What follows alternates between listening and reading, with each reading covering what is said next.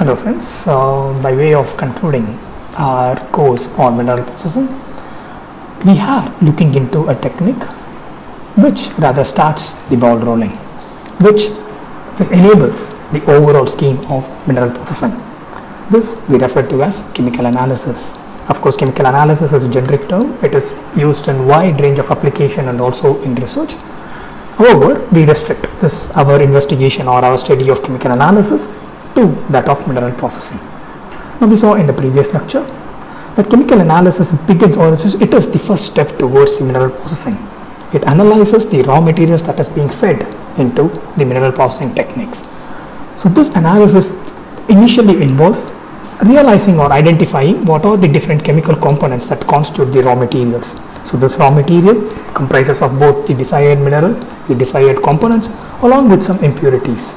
So only when we are able to understand the components that are present in a given raw material, then we will be able to state that this is a mineral that can be beneficially used for the extraction of a given end product.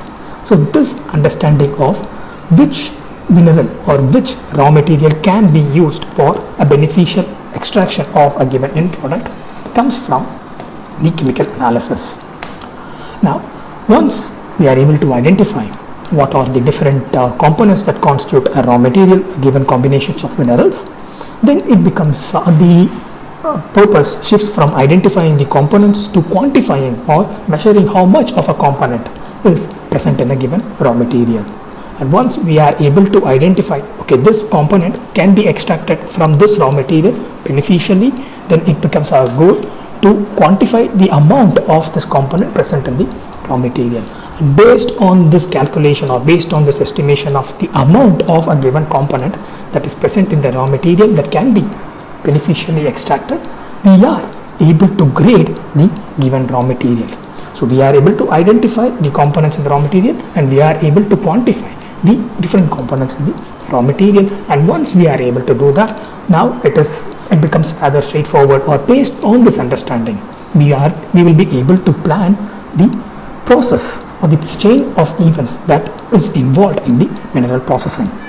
So depending on these estimations that are involved in chemical analysis, the overall chemical analysis can be categorized into qualitative analysis and the quantitative analysis. The qualitative analysis is the initial analysis that helps us understand what are the different components that are present in a given raw material, whereas the quantitative analysis, it helps us estimate how much of a given component is present in the chemical or is present in the raw material.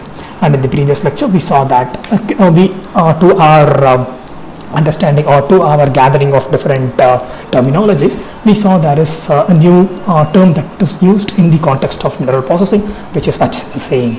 So assaying is nothing but the quantitative analysis. It is rather a refined quantitative analysis, and it focuses on quantifying the amount of desired component. So it does not bother itself with quantifying all the different components that is present in the mineral, but it is concerned with quantifying the desired component in the raw material. Now, the chemical analysis in the framework of the mineral processing involves certain critical aspects. So this we also saw in our previous lecture.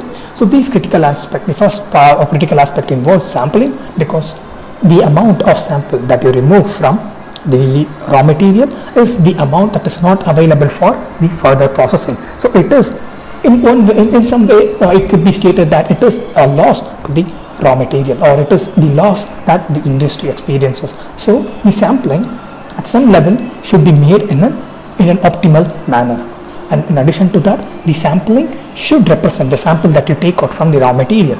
So it can be stated, or it can be rather argued that it is a loss to the raw material, because you cannot after sampling or after analyzing the sample, this sample cannot be fed back in for further processing. The desired component cannot be rather beneficially extracted out of the processed sample. So therefore it can be argued that it is a loss to that of the raw material. And secondly, the sample should be indicative or representative, or it should represent the chemical composition, the components and its distribution of the overall batch of the raw material. the sample should not, in no way it should be unique or it should be restricted. The sample rather should be indicative of the overall batch of the raw material.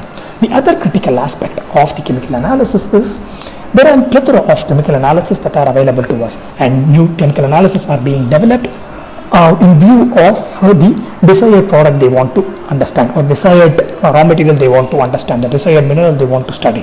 So the chemical analysis is several chemical analysis is being developed. They are rather extended.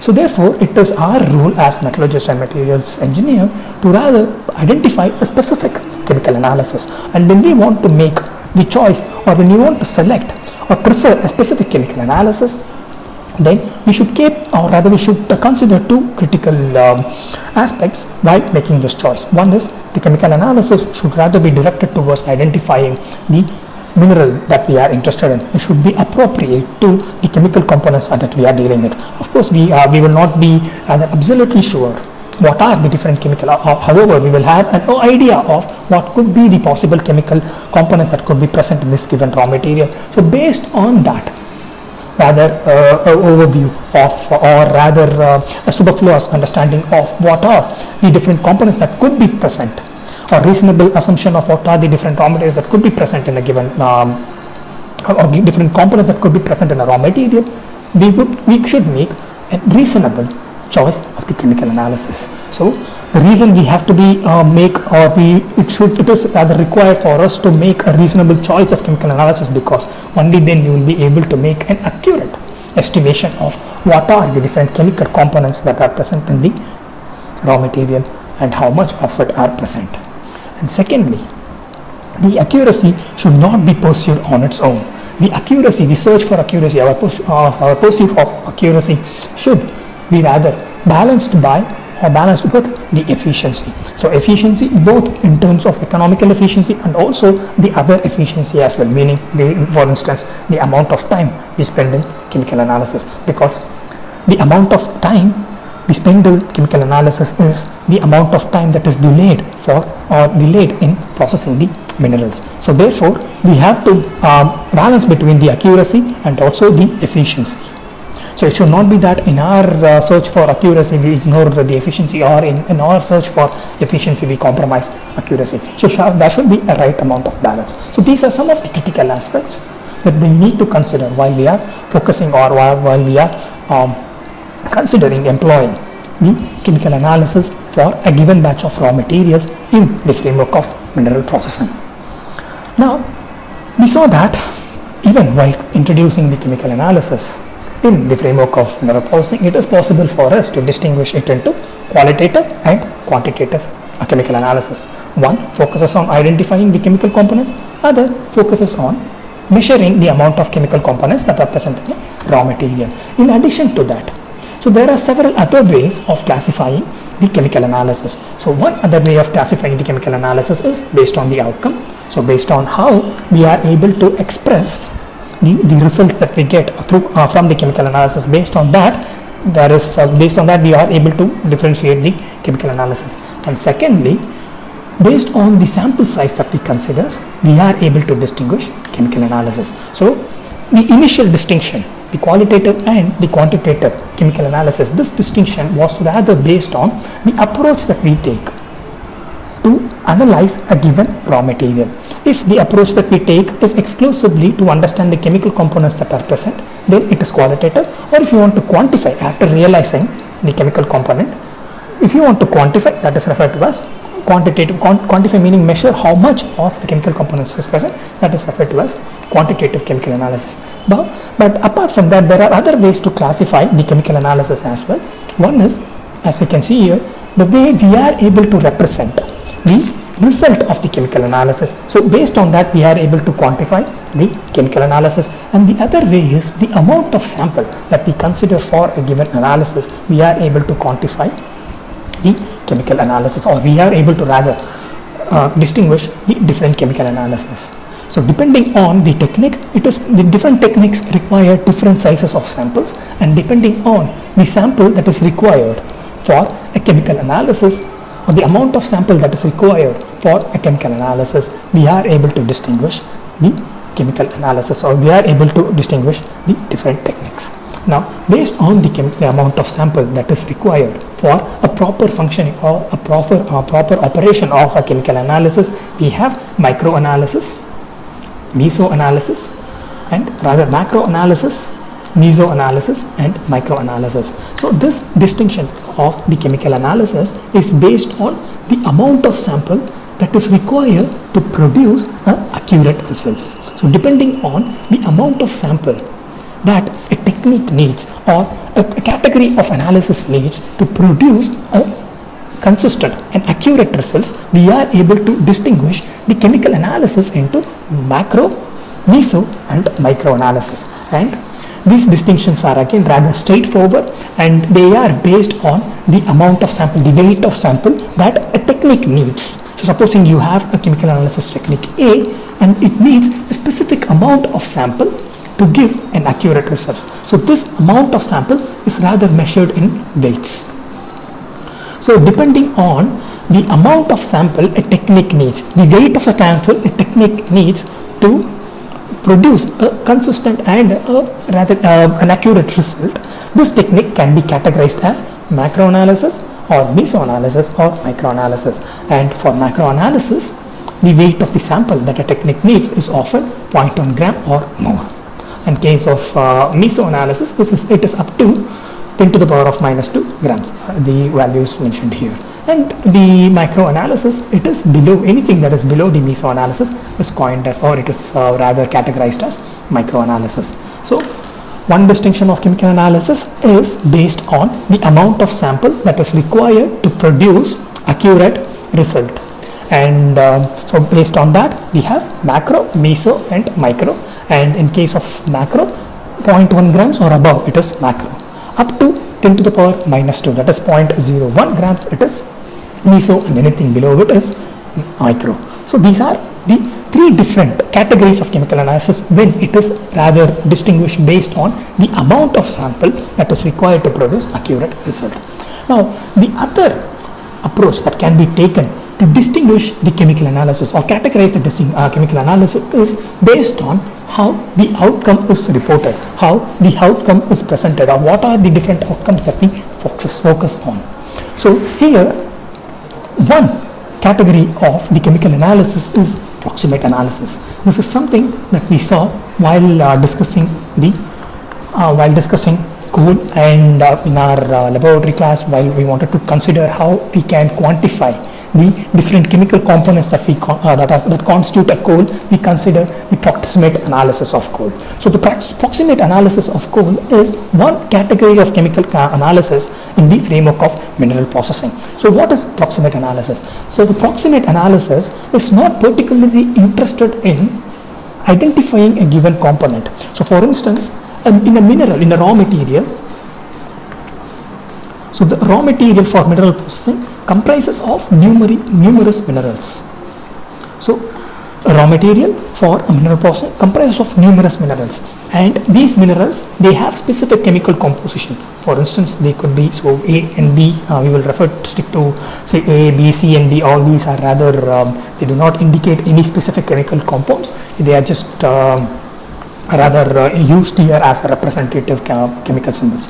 So A to B, C2, B3, and C3, D1 and D2. So these are different, again, for example, so these are different minerals that constitute a given raw material. So what proximate analysis does is, its goal is not to identify these minerals. Its goal is not to identify these minerals, but its goal is identify something close to that of these minerals. Again, the name indicates the proximate. It is not exact, it's proximate, meaning its goal is not to identify. The goal of the proximate analysis is not to identify any specific mineral, either the composition of the mineral or the quantification or the amount of this mineral. In proximate analysis, goal is not to identify these minerals, but its goal can be defined as identifying something that is close to these minerals. So it can be the individual elements, the amount of individual elements present in the mineral, or it can be like we have seen. So in case of coal, while analyzing coal, we saw that we were able to understand the amount of moisture content, amount of equivalent carbon content, amount of volatile content. So these are not exactly the chemical components that constitute coal, but these are something that are close to the component that constitute coal. So when you consider equivalent carbon, or when you consider volatile matter, these are not exactly the chemical compositions, or these are not exactly the chemical components, but these are rather features of the chemical components that are present in the coal. And that is the reason why it is rightly named as proximate analysis. We are not in proximate analysis looking for the either identification or the estimation of the exact amount of a given mineral, but rather something close to it. So therefore the proximate analysis can identify a given element in the raw material, or it can identify something close to it or some features of it, like we saw in case of coal, either moisture content or volatile substance or equivalent carbon. So something close to it, that depends on, that rather reflects the feature of a given mineral. So the proximate analysis either identifies a given element in the raw material, not exactly the chemical components. So these minerals are rather the chemical components. It is not rather interested in identifying what exactly is the different categories of minerals that are present in the raw material, but it involves, or it is interested in identifying the individual elements that are present in it.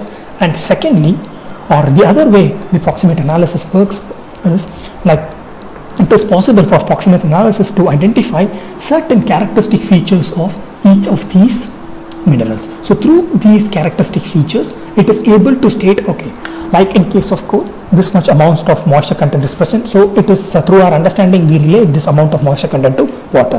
And similarly, if we state that this much amount of volatile substance is present in coal, it is through our understanding we relate that volatile substance to hydrocarbons that are present in coal.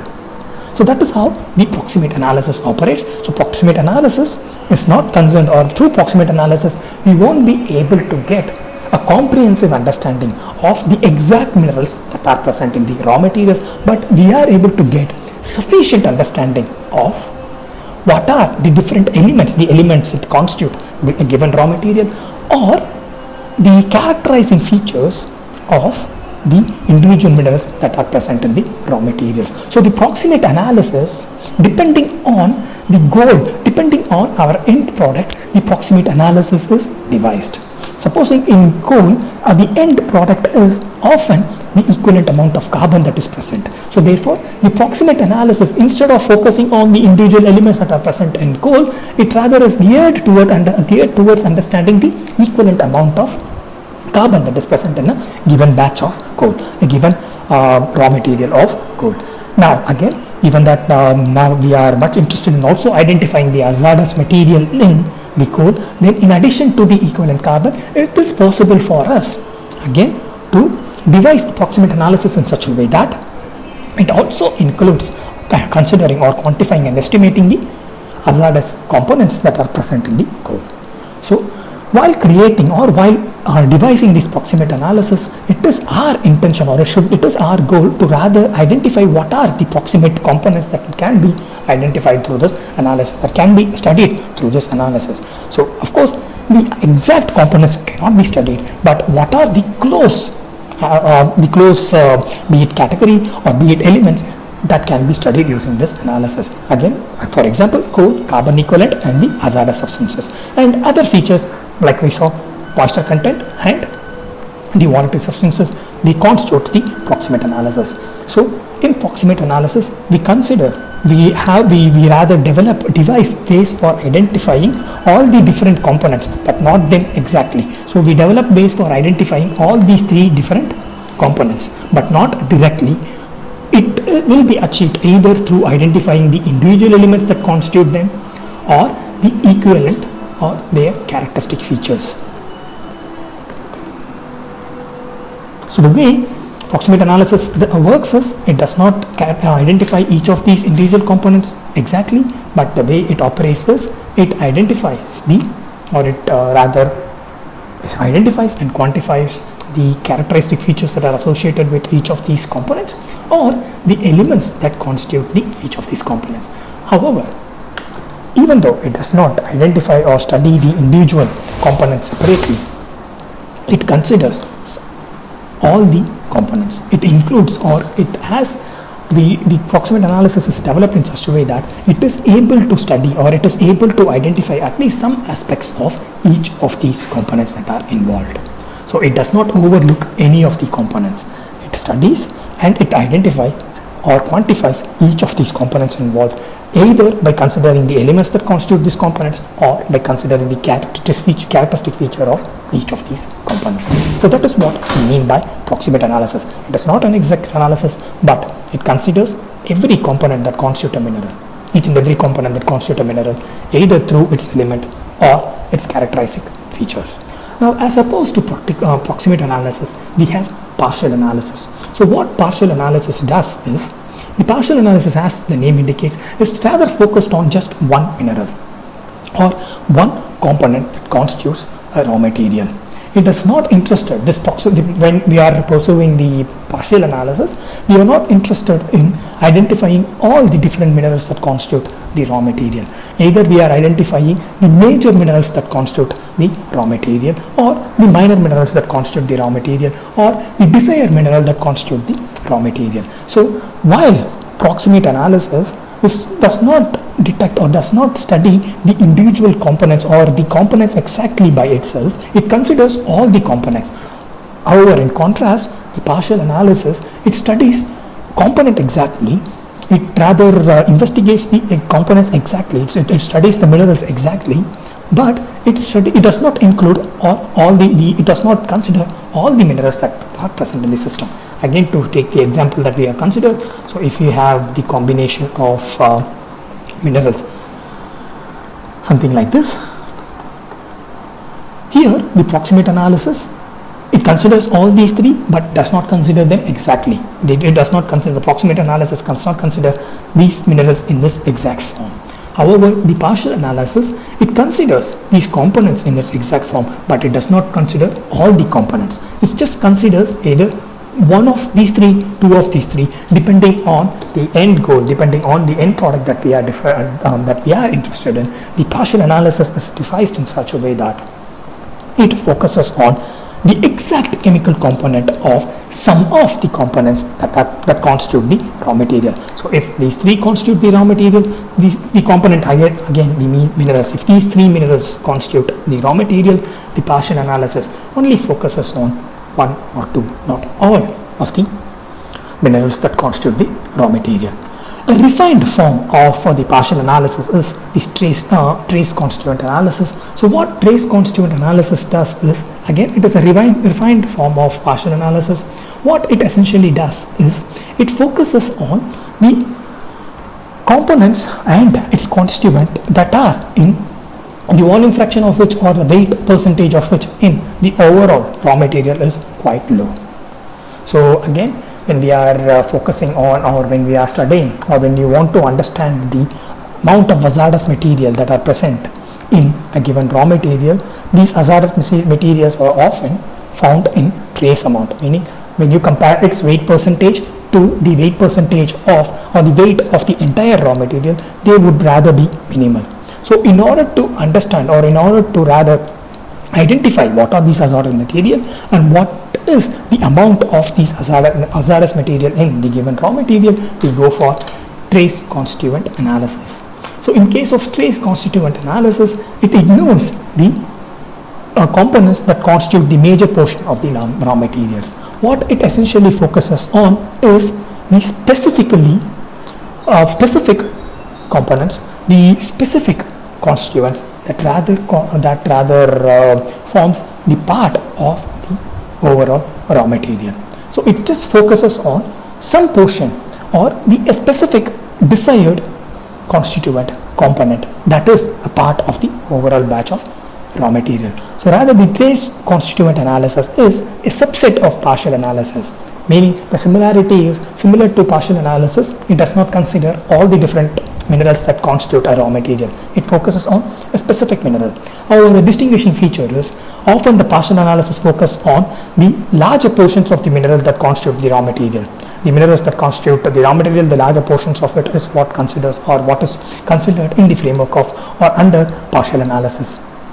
In constituent analysis, the portion that occupy the smaller section or a very small section of the overall raw material is focused, and it is rather very specific in what we are. The trace constituent analysis is rather specific in what it is studying and how much or what it intends to make out of its result. And finally, we have the complete analysis, and as the name indicates, it is the combination of all these preceding analysis, meaning it considers both all the different chemical components that constitute a raw material, its weight. It does not distinguish between the traces of the minerals. It does not distinguish between the predominant mineral. It does not distinguish between the desired mineral. It does not distinguish between the tailing or the gang mineral. It considers all the different minerals comprehensively, and it attempts to identify what is the chemical composition of all these minerals, and also it attempts to identify the different quantities of each of these minerals that are present in a given raw material. So we have proximate analysis. This proximate analysis is not exact estimation of the different minerals, but rather the estimation either of its elements or its characteristic features. So the proximate analysis is either of its elements or a characteristic feature. So not exact analysis or not the exact estimation of all components. So meaning, if your raw material comprises of different minerals, all these different minerals as it is are not being investigated through proximate analysis. So in partial analysis, we estimate minerals. The minerals are being estimated, but not all of them. Only focused minerals are being estimated, only focused minerals are being studied, only focused minerals are being measured, how much they are present in a given raw material.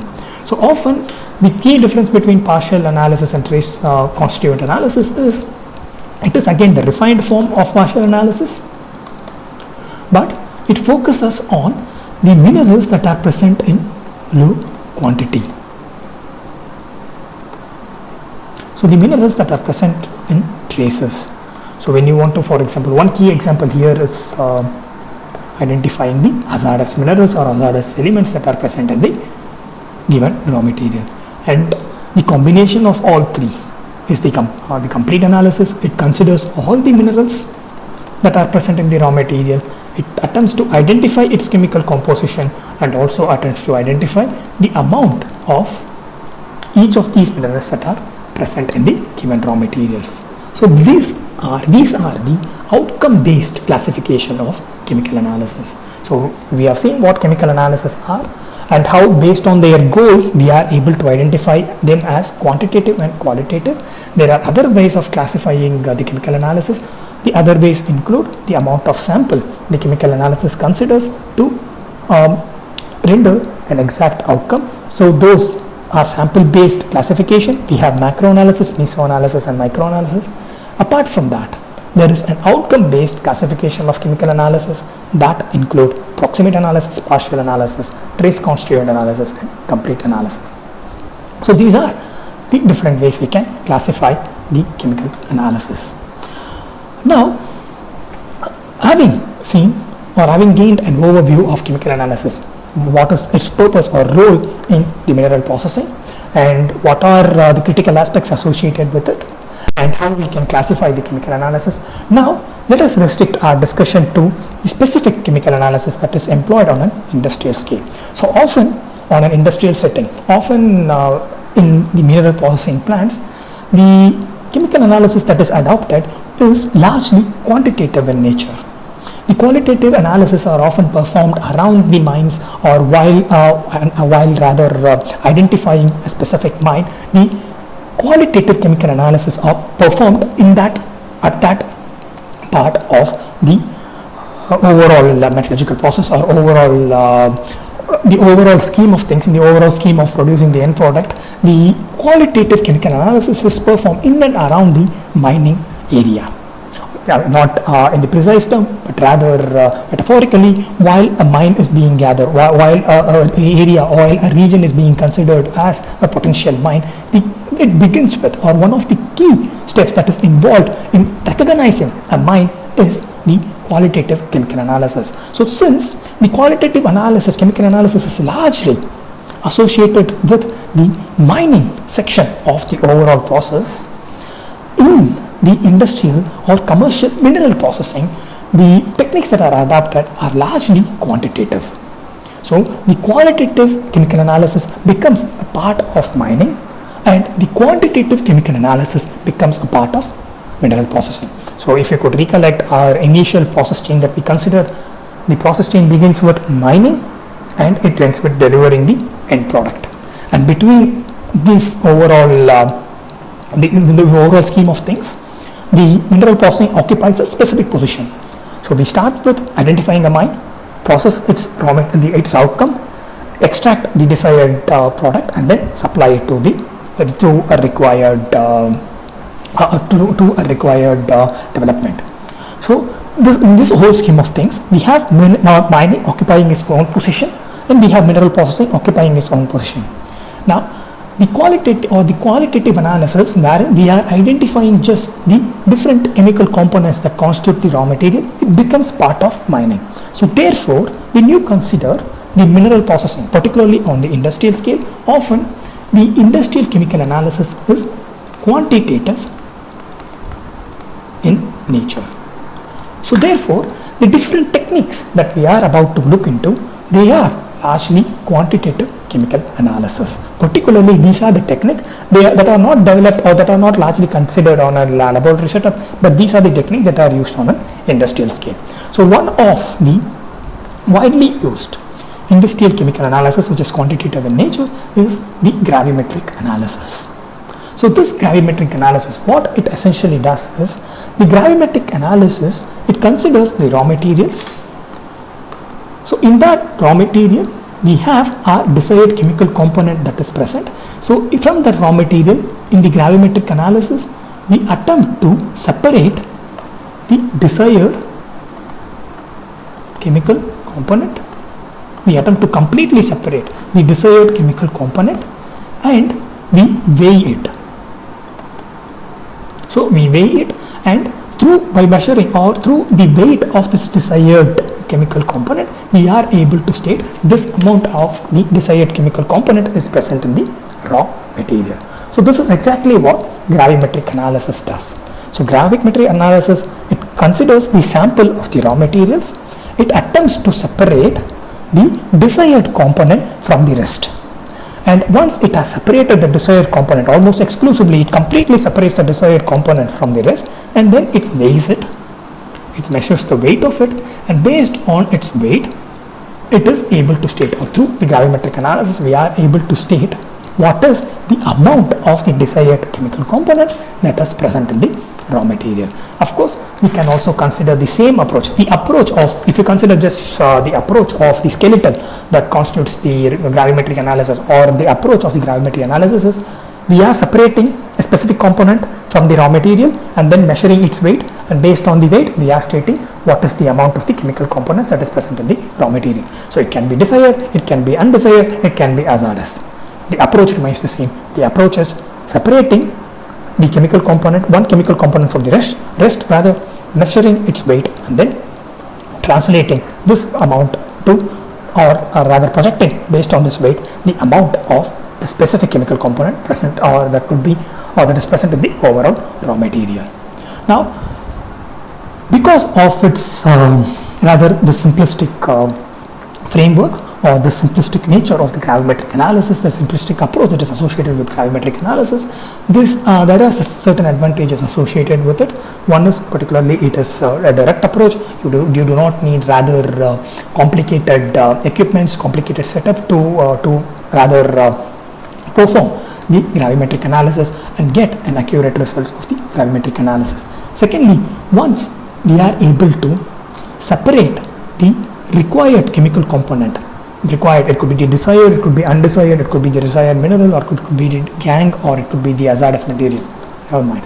So once we are able to separate the required chemical component from the rest in the raw material, then the process of measuring its weight is rather straightforward. So therefore, this approach is in a way straightforward, it is direct, and secondly, the way we are able to relate the amount or the R result to the overall raw material is rather straightforward. So if we say for 100 grams, there are 20 grams of desired component or desired mineral present. For the 100 grams of raw material, we have 20 grams of desired components that are present. From this result, we will be able to extrapolate to the entire raw material. We can say with certain accuracy for the entire raw material. So the translation of our results, our simple result from the sample to the entire raw material is again straightforward. In addition to that, like we saw, this approach does not require huge time or rather sophisticated equipments. So therefore, gravimetry analysis is rather preferred in raw materials where this approach can be accurately and efficiently applied. So when we considered the chemical analysis as a whole, we saw there are critical aspects associated with it, and one of the critical aspects was to balance between accuracy and efficiency. Now that the gravimetry analysis is rather straightforward, it doesn't seem that like it will take or it will require sophisticated equipments, and it will take or it will consider or it will require a huge duration for the performance of this analysis. So therefore, based on it, if it is possible for us to choose this gravimetry analysis for a given raw material, by considering its efficiency and accuracy, it is possible for us to efficiently go with this gravimetry analysis. After sufficient consideration for the in the balance between the accuracy and efficiency, gravimetry always is an option. When you consider particularly from an economic standpoint and from the direct results that it gets, gravimetry is often the go-to approach for the analyzing, for quantifying the amount of a specific components that is present in the raw material. Now, even though we have this gravimetric analysis, it is an approach. Like we saw, the overall gravimetric analysis, it is an approach, and this approach comprises of separating the desired component, the required component from the rest of the components that constitute the raw material and measuring its weight. And within the gravimetric analysis, there are different techniques that are employed, and one of the commonly employed technique is the precipitation method. So as the name indicates, what precipitation method does is, this precipitation method attempts to precipitate the required chemical component, the desired chemical component. Again, when I say the required chemical component, depending on our interest or depending on our focus, this required could be desired chemical component, or it could be undesired chemical component, or any other chemical component that is of interest to us. So once we fix what is the chemical component that is required or that we want to measure, one approach or one technique that falls within the approach of gravimetry analysis is the precipitation method or the precipitation technique. What precipitation technique does is, as the name indicates, it attempts to precipitate the required component from the rest of the component. From the rest of the component that constitute the mineral, it separates the required component and then it weighs the amount of components that is, or it weighs this required component or it weighs the precipitate, and through this measure we are able to identify the amount of this required components that are present in the raw material. So essentially, when we consider or when we rather describe the gravimetric analysis involves separation of the required components. In precipitation method or in the precipitation technique of gravimetric analysis, this separation is achieved through precipitation.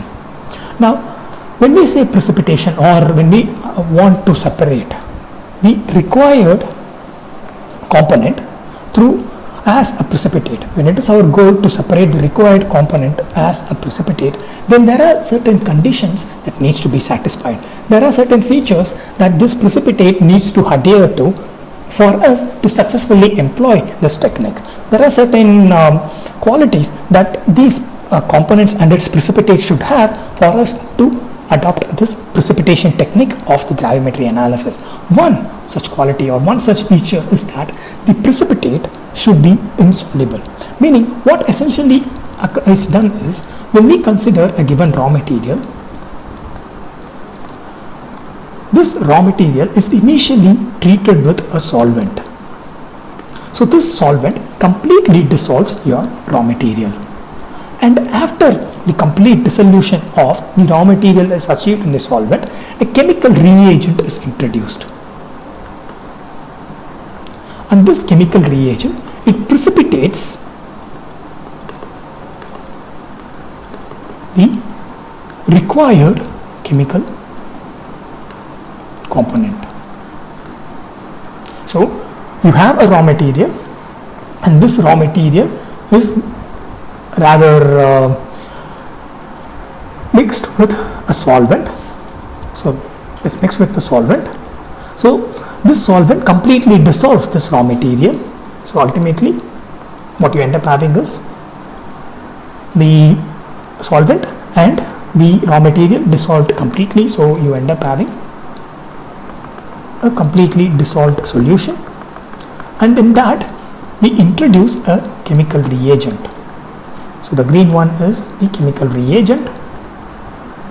Once you introduce the chemical reagent, the precipitate of the desired components begins to form, and this desired components, the precipitate of the desired components, should be insoluble. So that is the first characteristic feature, or that is the first criteria one needs to satisfy, the components needs to satisfy before adapting the precipitation method. So supposing we are adapting precipitation method to understand or to quantify the amount of desired minerals that is present in the raw material, we must ensure that we are able to precipitate this desired raw material in such a way that it is insoluble. It is completely insoluble in the solvent, because if some traces of the these desired components that are highlighted in red, if some traces of these desired components are present in the solvent, then the accuracy of the gravimetry analysis will be compromised. So one key feature while that we need to consider while devising the precipitation method is that we need to ensure that the precipitate of the desired materials that is formed. So this precipitate of the desired material, the precipitate of the desired components that is formed during the gravimetric analysis, during the precipitation method, should be completely insoluble in the solvent. The solvent should completely push away all the desired chemical component, all the precipitate of the desired chemical component. Only then we will be only when this condition is satisfied, we will be able to get rather an accurate result. So the accuracy of the result to some degree depends on this particular feature, that is all the precipitate of the desired or the required chemical component is expelled by the solvent.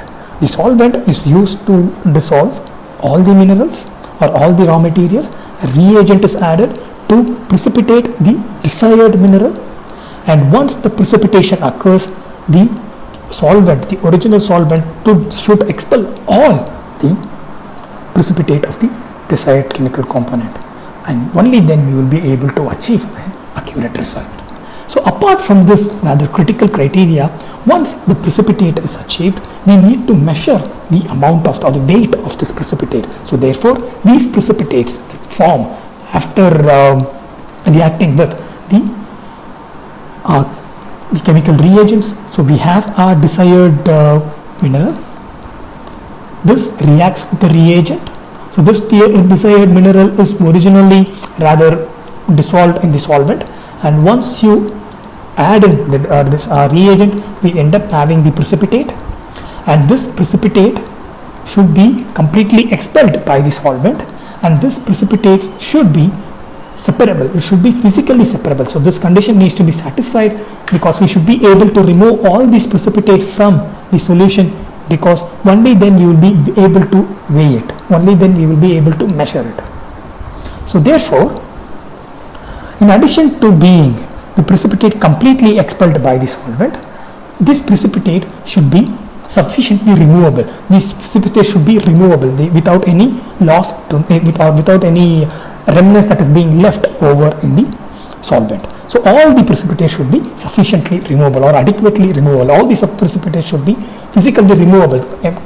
Completely it should be removed from the solvent. And again, if some of these precipitates are left behind in the solvent, then it becomes, the end outcome becomes inaccurate. The accuracy of the outcome is compromised. So therefore, the precipitate that form should be physically separable, or should, or to put it in a simpler manner, the precipitate that form during the precipitation method should have certain morphological features, or the size of this precipitate should be, or size and other features of the precipitate should be in such a way that it is easy for us to separate the precipitate from the solvent.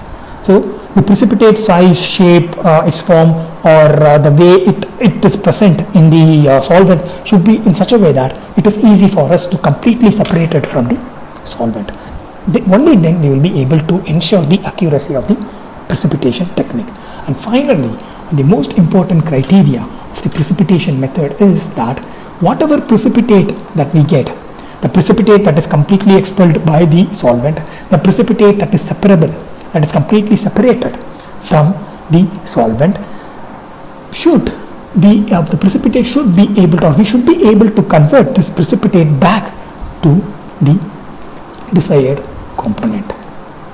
So there is a desired component, and this component is made to react with a reagent, and because it reacts with the reagent, we have the formation of precipitate. So it means the chemical composition of the precipitate is now different from that of the desired component.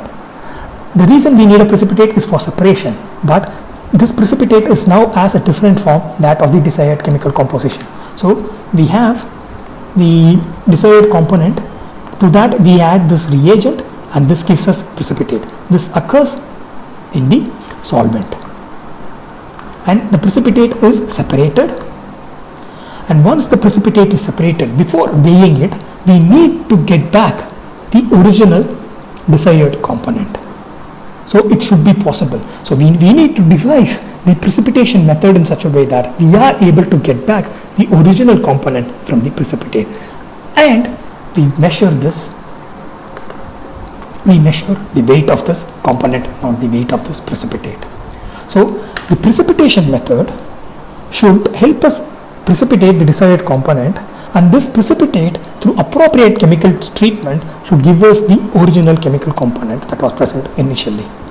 And by measuring this chemical component, we will be able to state how much of this chemical component is present in the raw material. So this is the operation, or this is how the precipitation method works. So with this, we will wind this lecture up, and we will continue from this point in the subsequent lecture, wherein we will also consider possibly other technique as well. Goodbye.